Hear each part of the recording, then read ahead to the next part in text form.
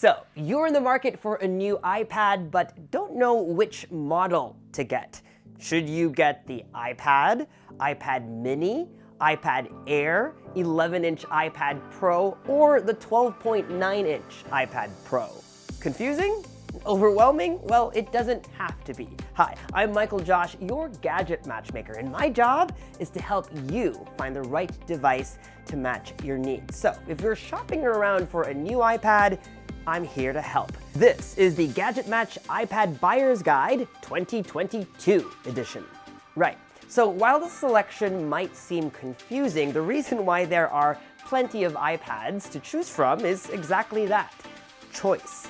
And depending on what you need, there's an iPad out there for you. To help you figure out which iPad is best for you, I'll walk you through some questions at the end of this video, but first, let's take a look at Apple's 2022 iPad lineup. There are currently 4 models, which I break down into 3 categories. An iPad for those on a budget, the iPads for most people, and iPads for pros. In Category 1, you have the iPad. Category 2, you have the iPad mini and iPad Air. And in Category 3, you have the 11-inch and 12.9-inch iPad Pros. We'll start with the regular iPad. It doesn't have a fancy name like Madonna, it's just iPad. And to make sure you're buying the most recent model, look for 9th Gen or 2021 in the description. The iPad starts at $329, and it was released in September 2021. If you're a parent looking for the perfect iPad for your kids, a larger screen for them to play games or watch videos on, then this is an excellent choice. I remember a couple of years ago, I visited my friends Angelica and Mohan, and they had given their daughter an iPad which came with this chunky red rubber case with hands and feet. It was cute and offered suitable protection for, say, being thrown around by a toddler. This model is your no-frills iPad with a design that's been around for many years now. But that's not to say it can't do much. In fact, it's still powerful enough to run iPad games. And the display is good enough for watching videos. Like all of Apple's current iPads, its front camera has a feature called Center Stage, which is a neat little trick that can follow you around if you move around your space while on a call. It also supports a bunch of accessories too, like the original Apple Pencil and the Smart Keyboard. So for grade school kids, I think this is an excellent choice also, for things like reading, taking notes, and even typing out school papers. Anyone who doesn't want to spend too much money but still wants an iPad should get this model. Now, I guess the question that's on everyone's minds is, what are the concessions if I choose this cheaper iPad? One, the design of this iPad is older, which I personally don't mind as it still looks sleek, but some folks might not like the larger bezels or the built-in home button and fingerprint scanner.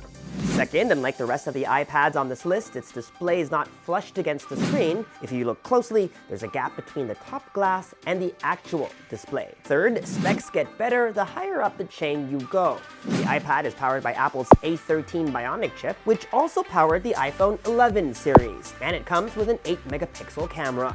The Apple Pencil 1 isn't as great as the Apple Pencil 2 in terms of both design and usability. 5, if you want the cellular model, you're limited to LTE instead of 5G.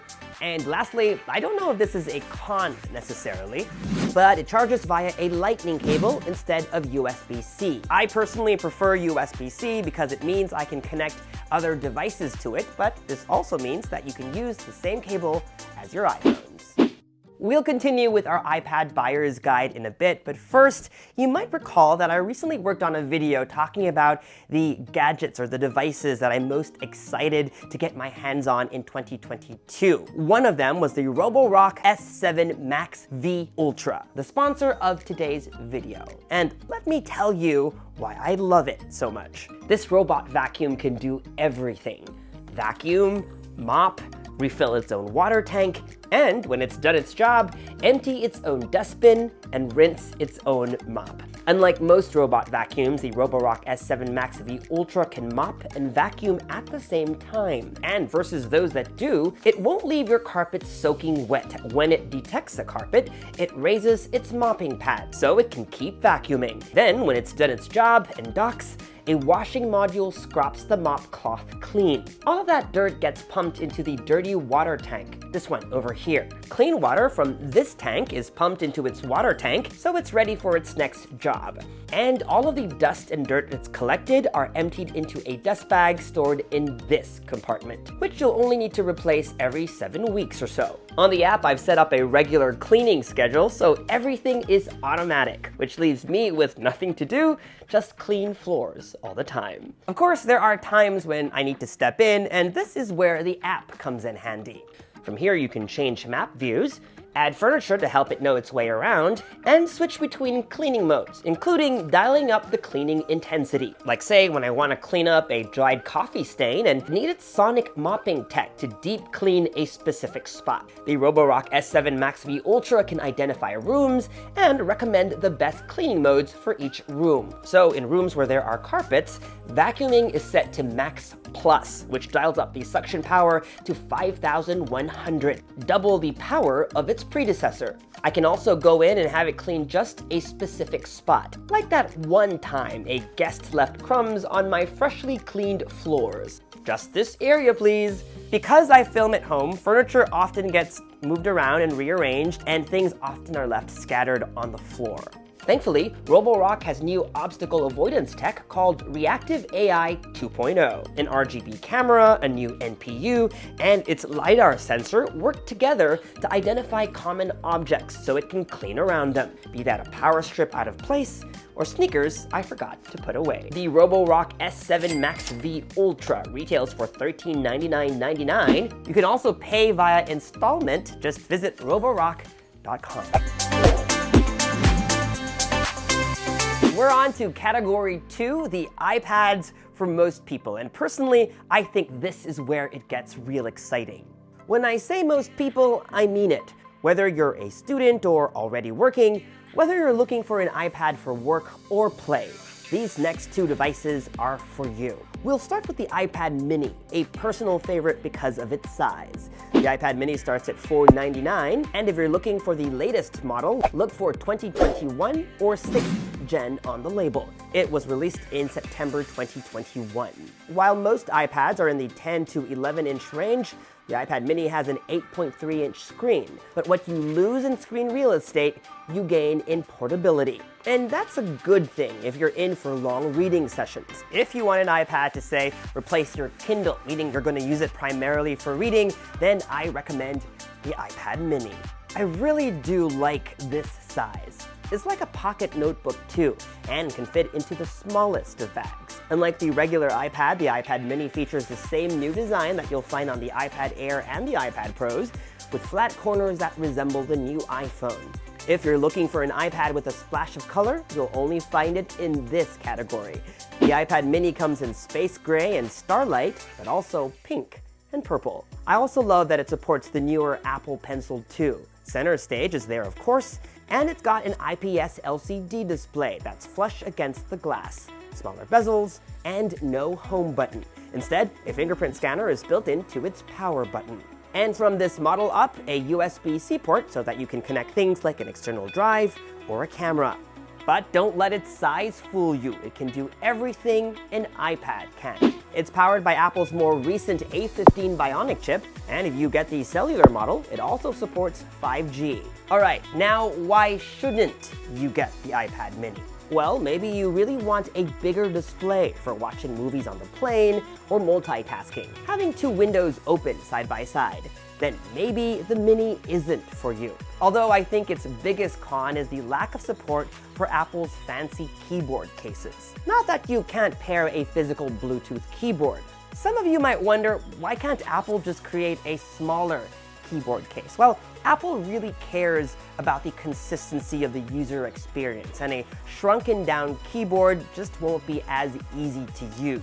Meaning, in the Apple world, if you switch between this kind of keyboard that comes with your iMac, to the keyboard on your MacBook Pro, to the Magic Keyboard of the iPad Air and iPad Pro, your fingers, or more accurately, your brain knows exactly where all those keys are, so you're bound to make less mistakes.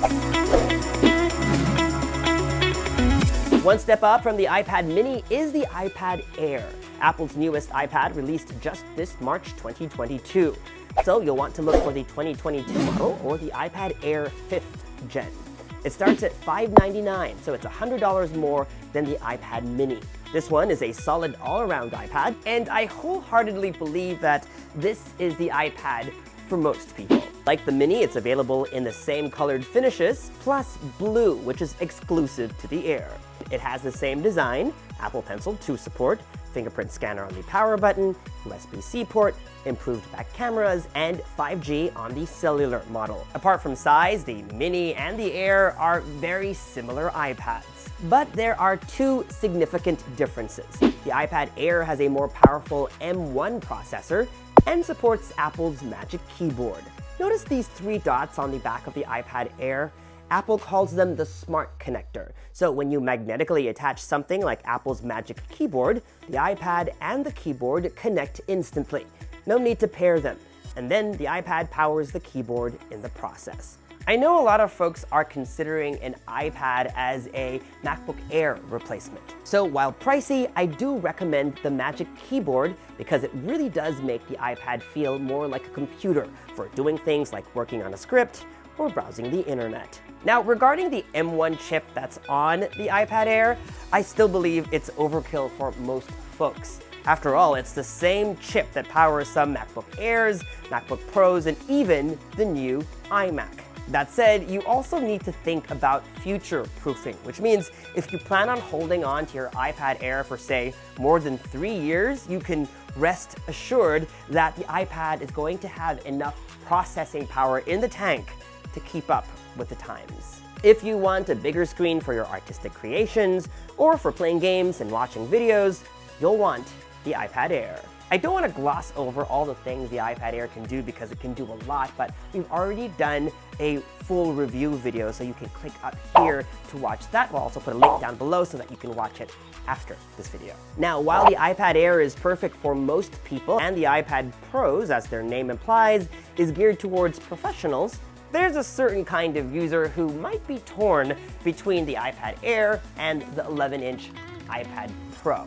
That user is probably more tech-savvy, the kind who dives into the nitty-gritty of spec sheets before purchasing a product. If I'm describing you, then this subsection is for you. I can understand the choice is made more confusing because both devices are powered by M1. Aside from that, you're probably the same type of user who, like me, thinks that 64 gigabytes is not enough. But if you jumped up to the next available option on the iPad Air, which is 256 gigabytes, its price would be dangerously close to that of a 128 gigabyte 11-inch iPad Pro.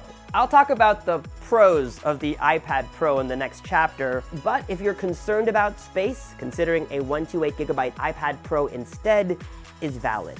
Now, the reason why someone like me would choose the iPad Pro over the iPad Air has more to do with the Apple Pencil. And I'm also very particular about latency, that millisecond delay between the act of drawing a stroke and the stroke appearing on screen. The iPad Pro has a 120Hz ProMotion display versus the 60Hz display on the iPad Air. And while that means more buttery smooth scrolling, it also translates to smaller pen latency, down from 18 to 9 milliseconds. It's a difference that only some users can feel, but it's definitely one that I can feel. So I recommend going to an Apple store and trying it out for yourself to see if you can feel the difference or not, and if that's a deal breaker for you. Because it bothers me a little, I lean more towards the 11-inch iPad Pro, but because I love this blue iPad Air so much, I'm willing to compromise. There are two iPad Pro models, differentiated mainly by their size, 11 and 12.9 inches respectively. Released in May 2021, so both are 2021 models, the latest 11-inch model is in its third generation, while the 12.9-inch is fifth gen. They start at $799 and $1,099 respectively. Apart from the obvious differences in terms of screen size, the bigger model has Apple's best display tech. The display on the 12.9-inch iPad Pro uses mini LEDs. Apple calls it Liquid Retina XDR, which means it can get really bright, but also have greater contrast. Who needs it, though? Well, if you're using an iPad to edit photos and videos, or using it as a monitor to preview some professional video work, if you need the utmost in color accuracy and the ability to display high dynamic range content, you'll want the 12.9-inch iPad Pro for its bigger and better display. I also know folks who like using their iPads as a second monitor on the road. This is good for that too, although any iPad does the job. And I'd really consider weight too when choosing between this and the 11-inch model, especially if you're going to be carrying it a lot. Screen tech and slightly bigger battery aside, these iPad Pros are otherwise identical in terms of specs and functionality. The iPad Pros only come in space gray or silver, so you can tell the iPad Pro is meant to be more serious, more work-focused. And do take heed, the Pro in its name is not in vain. These devices are really meant for professionals who need the utmost in power, but in a tablet form factor. Apart from a boost in performance power, the iPad Pros have a couple of hidden features that the iPad Mini and Air do not have. Instead of a fingerprint scanner baked into the power button, like on the iPhones, there's Face ID for unlocking the device. I wouldn't necessarily say that this is an upgrade. Which one is better really depends on personal preference. Now, if you look at the camera bumps on the back of the Mini and Air and compare that to the iPad Pro line, you'll notice that the Pros have a larger bump, which are more reminiscent of the iPhones. That's because the iPad Pros have a second camera plus a LiDAR sensor. So instead of just a 12-megapixel wide-angle camera, you also have a 10-megapixel ultra-wide camera. LiDAR, which is a technology used in self-driving cars and robot vacuums, helps for better positioning when using augmented reality applications like games. If you play a lot of AR games, LiDAR is a godsend. I'm sure professionals might have use for those dual cameras, but I really don't use the cameras on my iPads very much. Apart from, say, the occasional document scanning, which is a pretty nifty feature. It's the front cameras that I use more because iPads are such a great device for video calls. Like the rest of the iPad line, you're getting the same 12-megapixel ultra-wide-angle camera with center stage. iPad Pros come with a whole bunch of hidden features. Some other features are not really talked about so much, so here are some of them that set the iPad Pros apart from the Air and the Mini. Let's start with storage options. If you need more storage, the iPad Pro is the way to go with 512 gigabytes, 1 terabyte, and 2 terabyte options. And what many folks don't realize is that if you're getting the 1 or 2 terabyte models, you also get a bump in memory from 8 gigabytes to 16 gigabytes of RAM. The iPad Air has 2 speakers and 2 microphones.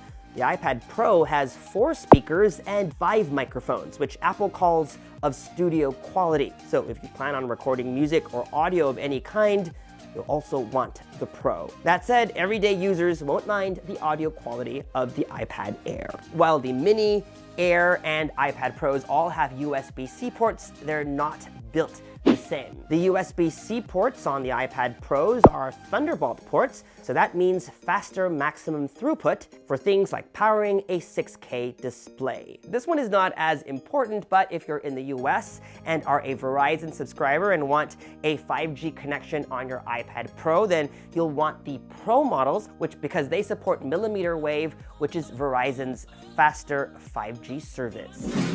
So, which iPad is your gadget match? Start by asking yourself these 4 questions. What do I need the iPad for? How will I use it?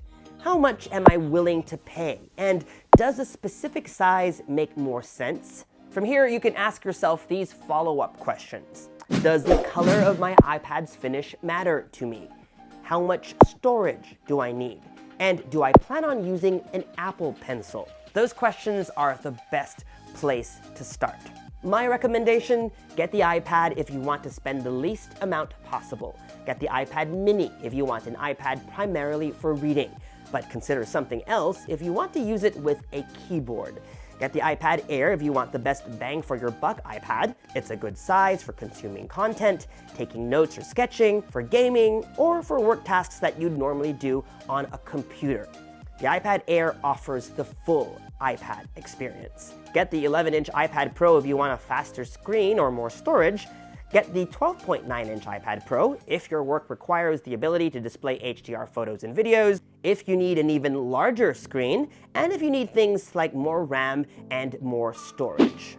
And that was the GadgetMatch iPad Buyer's Guide 2022 edition. I'm curious, which iPad have you decided on buying, or which one do you want? Sound off in the comments section below. We're also working on our favorite iPad accessories video that is coming real soon, so make sure you're subscribed to this YouTube channel and hit that bell notification so that you get notified as soon as we upload. Follow me on social media for all the behind-the-scenes fun stuff, and as always, make GadgetMatch.com your daily habit. Until the next video, I'm MichaelJosh. Thanks for dropping by.